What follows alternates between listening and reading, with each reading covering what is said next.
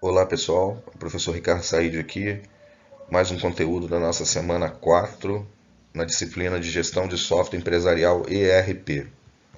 O que está sendo proposto para essa semana? Vamos lá. Nós vamos falar um pouco dos sistemas MRP, que são os sistemas de planejamento de requisição de materiais. Esse conteúdo foi tirado mais uma vez do livro da semana, do trecho do livro da semana, chamado Sistemas de Informação Gerencial, da Kátia Silene Neles da Silva. Ok? Então vamos lá. Inicialmente tem uma introdução ao conteúdo, né, da MRP. Os sistemas de requerimento de planejamento dos requerimentos de material, né, MRP, abrangem todas as etapas de fabricação do produto, desde a aquisição de materiais, componentes, até a sua transformação em produtos acabados. É importante a gente retornar, né, a esse assunto, que embora o tema da disciplina é específica de ERP, o Sistema Integrado de Gestão, a gente tem que lembrar que para chegar nesse conceito atual de ter um sistema integrado abrangendo todas as áreas funcionais da empresa, nós tivemos, o ERP na verdade foi uma evolução de sistemas antigos, né? Que na verdade, ou de conceitos antigos que são utilizados até hoje, basicamente na área de manufatura, na área de produção da empresa. E o primeiro conceito aí é o de MRP. A gente vai ver também que um pouquinho antes do MRP, a gente tinha o que a gente chama de BOM, né, que é a lista de materiais, que o MRP, quando chegou, trabalhando somente o planejamento dos requerimentos da produção, ele englobou a lista de materiais também. Vamos falar disso um pouquinho lá na frente. Vocês terem noção, após essa evolução, para chegar no RP, nós tivemos também o MRP2 e depois que surgiu o RP. Mas mesmo com o surgimento do RP, todo esse conceito, né, em que envolve os sistemas MRP não morreram. Ora, eles estão dentro do próprio ERP atualmente, ou em algumas empresas também em módulos separados e ainda sendo tratados pelo MRP, por esse tipo de sistema. Tá? Então, assim, a abrangência, a utilidade, né, a responsabilidade desse sistema é todo voltado para as etapas da fabricação do produto, né? Especificamente relacionada à aquisição de materiais ou de componentes, para que se consiga produzir esse produto no final, no tempo certo, sem falta de equipamento, de matéria-prima para o estoque e tudo mais. Tá? Esse fato possibilita diversos benefícios para a área de produção da empresa, entre eles flexibilidade para reprogramação da produção, redução de custo, minimização dos desperdícios, controle dos estoques e inventários e encurtamento do tempo de fabricação do produto. Quando a gente tem todo o controle desse processo de produção relacionado diretamente ao que está no estoque, né, da empresa, a gente realmente vai conseguir isso. A gente vai realmente minimizar desperdício, a gente vai conseguir ter um controle para gerar inventários muito mais apurado, a gente vai encurtar o tempo de fabricação do produto. Então, isso são ganhos importantes para o setor de manufatura, o setor da área de produção da empresa. Tá? E isso é uma abrangência de responsabilidade do MRP. Então, assim, deixei aqui um conceito, né? Deixei até mais de um, mas esse eu gostei também. MRP é a sigla de inglês de Planejamento dos Requerimentos do Material, né?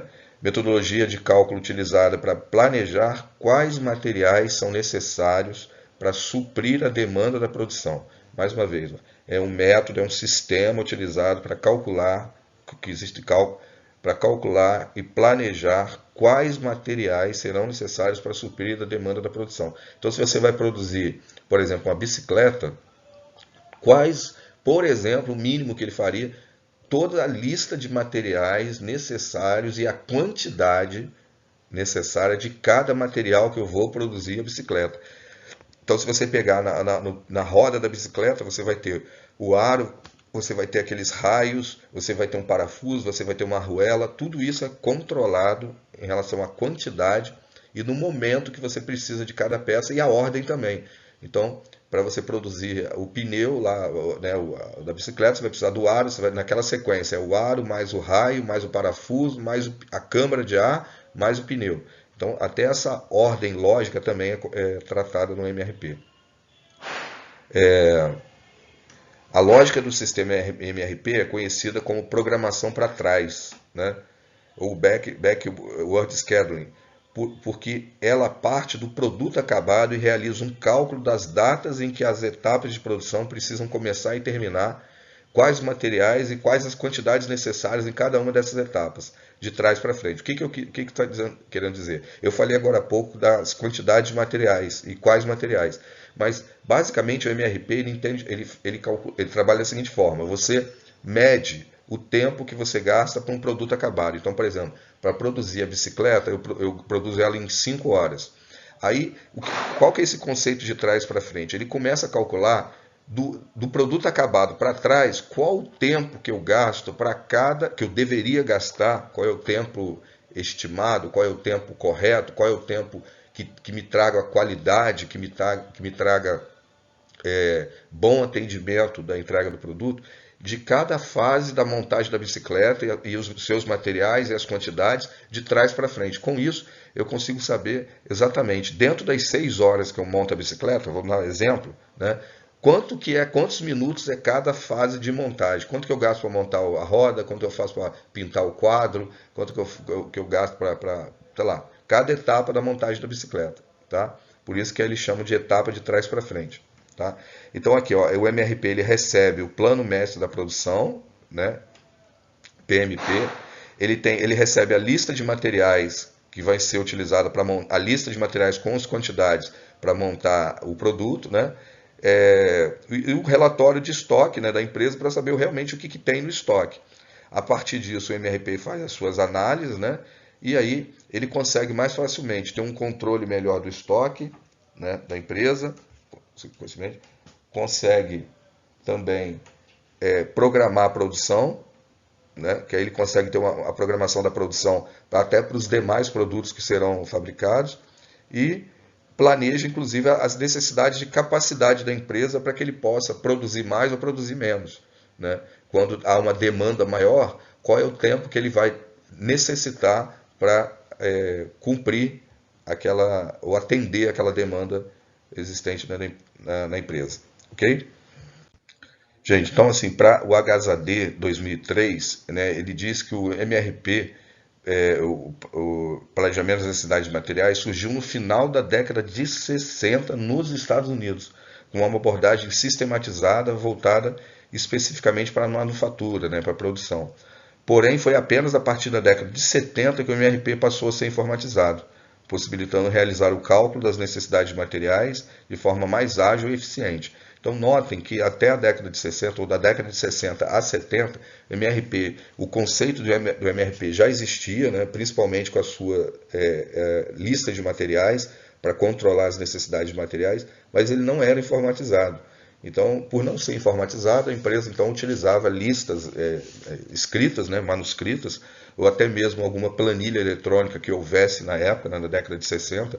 Não sei precisar exatamente se existia uma planilha eletrônica nessa época, mas o que o autor demonstra é que até início da década de 70 se usava o conceito, mas ainda de forma manual, né? Aí eu trouxe aqui também uma observação que ele diz o seguinte: em sistemas make to stock, né, o tempo de atendimento ao cliente é aquele destinado à entrega do produto pronto, uma vez que a empresa já possui estoque de produtos, caracterizando os sistemas de produção e a empurrada. É que a gente vai ver que existe o conceito do empurrada e o puxado. Então, o sistema de produção empurrada, ele caracteriza exatamente isso: a entrega do produto pronto. O atendimento do cliente é destinado à entrega do produto pronto, uma vez que a empresa já possui estoque de produtos. Então, ela possui estoque, ela vai produzir o produto e vai entregar isso para o cliente, a partir do estoque que ela já tem. Na outro conceito, já nos sistemas puxados pela demanda, sejam eles o make to order, né? Por exemplo, o tempo de atendimento ao cliente é formado pela fabricação ou montagem do produto e a posterior entrega. Então, o puxado pela demanda, o cliente vai aguardar a demanda, né? A empresa vai aguardar a demanda do cliente e vai fabricar o produto. No de cima, que é o puxado, ou empurrado, desculpa, basicamente a empresa já possui o produto em estoque. Então ele diz que o sistema de produção dela aí é empurrada. Uma vez que o produto já está em estoque, ele simplesmente entrega para o cliente, né? Se ele tiver que fazer alguns pequenos ajustes, mas ele vai entregar mais rapidamente para o cliente. Quando eu estou nos sistemas puxados pela demanda, aí não. Eu vou atender o cliente, né, a partir da fabricação, montagem do produto e posteriormente a entrega, porque eu não tinha, vamos dizer assim, a garantia, né, de 100% de que aquele produto estava vendido, por isso eu não tinha o produto previamente em estoque, né? Eu vou fabricar a partir da demanda. Então são dois conceitos aí, como chamado sistemas de produção empurrado e sistemas de produção puxados pela demanda, ok? Só para a gente dar uma passada também no conceito de MRP2, ele diz o seguinte: o conceito mais amplo do MRP, o que leva a mesma lógica, é o MRP2, em que além das quantidades e momentos de aquisição ou fabricação de cada item, que é de responsabilidade do MRP, né, são calculados ainda e planejados os recursos a serem utilizados, como a capacidade de máquina, os recursos humanos necessários, os recursos financeiros, etc.